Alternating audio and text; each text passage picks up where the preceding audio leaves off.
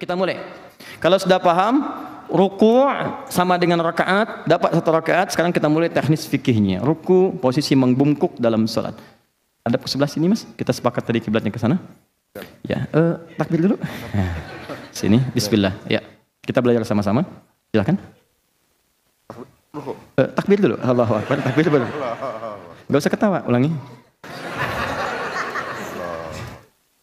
Nah, ruku'. Mana takbirnya? Nah, nggak apa-apa. Ruku, silakan. Nah, sekarang kita lihat. Perhatikan. Wa idza raka'a, jika beliau akan ruku, fakabbar, maka beliau mengucapkan takbir Allahu Akbar. Satu. Nah, ini takbir ini disebut dengan takbir intikal, takbir perpindahan. Jadi kalau imam sudah bacakan takbir, makmum pindah. Ya, jadi isyaratnya lebih kepada bacaan imamnya. Jadi kalau imam sudah katakan Allahu Akbar, pindah. Ya, jangan lihat fokus pada gerakan imamnya. Ini jadi persoalan nanti. Kalau lihat gerakan imam, jadi kacau salatnya.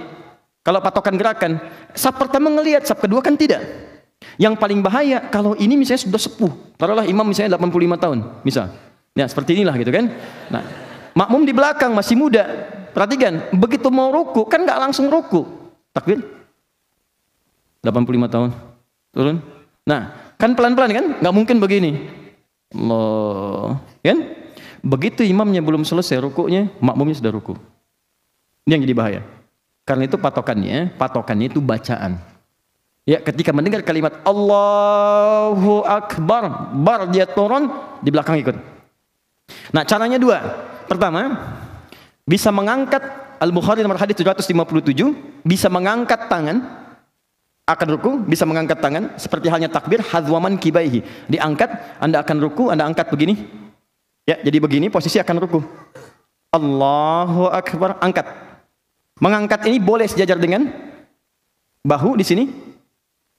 Boleh sejajar dengan daun telinga di sini, an-nasai. Ya, di sini.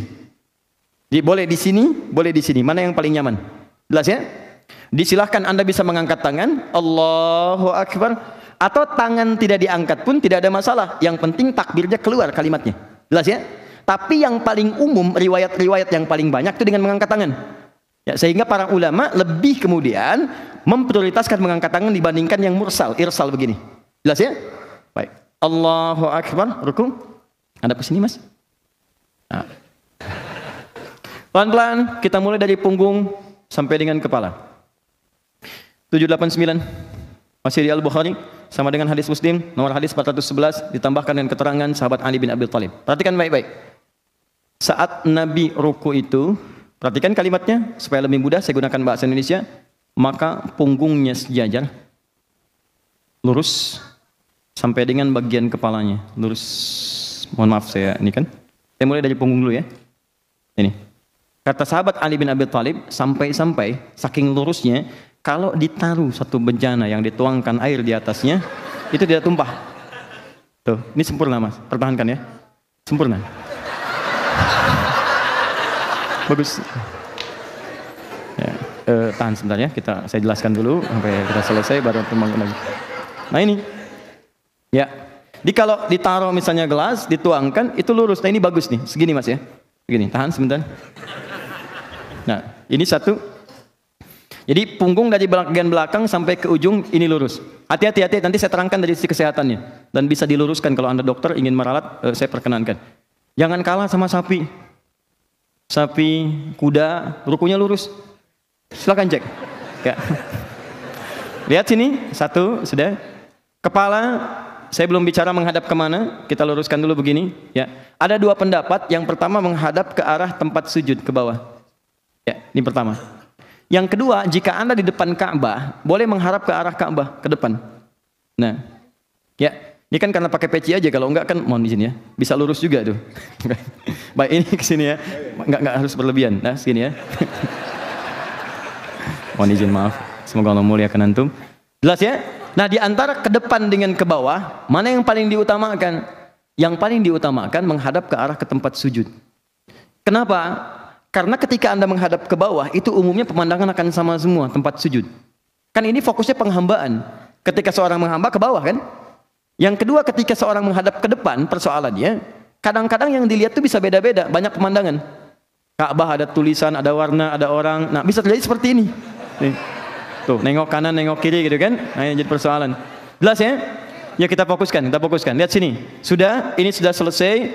Jadi kalau saya katakan punggungnya rata atau membungkuk? Rata lurus ya. Sampai dengan kepala menghadap ke arah apa? Tempat sujud ya. Baik. Sekarang teruskan. Tangan. Telapak tangan diletakkan tepat di lutut. Mana lutut? Kepala, pundak, lutut, kaki. Ya. Fokus. Lihat sini. Bukan naik ke atas di paha atau turun ke betis. Karena ketika Anda naikkan atau turunkan, posisi ini akan berubah. Seimbang sekali. Begitu disimpan di lutut, ini seimbang. Turunkan ke bawah, betis. Tuh. Naikkan ke atas paha. Tuh. Dan gak enak. Kembalikan ke lutut. Lurus lagi. Segini. Jelas? Ketiga maaf. Yang jari-jari tangan terbuka. Menggenggam. Bahkan kalimat nabinya, lihat kalimat nabinya. Amkana fis sujud. Atau kalimat amkana fir ruku. Makin sujudak. Kalau Anda menunaikan ruku, kata Nabi, maka tempelkan dengan kuat telapak tangan itu ke lutut Anda. Dikuatkan, ditekan. Jadi kalau orang rukunya benar, itu bagian belakang pasti tegang di sini. Lurus pasti. Ya, jadi ini ketarik nih. Jadi begitu ini ditekan, ini naik ke atas. Lurus. Itu kalau rukunya benar, ini pegel-pegel ini hilang. Pegel hilang, ini lurus, ini baik. Karena ini dipaksa naik gitu. Ini ditekan, ini naik ke atas. Semua otot diluruskan lagi. Kembali seperti semula. Ya, jelas sampai sini? Baik, kemudian lihat sini untuk sikunya ya. Ini tidak harus menekan langsung ke sini ya, tapi sedikit ke sini. Keluar sedikit supaya tidak memberikan beban yang berlebihan. Tahan. Naikkan lagi sedikit. Nah, segini ya, Mas ya. Fokus, lurus. Kemudian pandangan menghadap ke arah tempat sujud. Tangan menekan kemudian di lutut, letakkan jari di lutut dengan terbuka bukan tertutup, berikan tekanan ke bagian belakang. Jelas? Ini kita belum sempurna rukunya, baru turun ruku. Belum bacaannya. Jadi kalau belum posisi begini, jangan dulu baca. Jangan dulu baca. Bagaimana bisa baca tenang posisi belum sempurna? Ya, tenangkan dulu diri kita, kata Nabi sampai tenang dulu. Nanti habis tenang, habis enak, baru berdoa. Bukankah doa dalam keadaan tenang, nyaman kita sampaikan?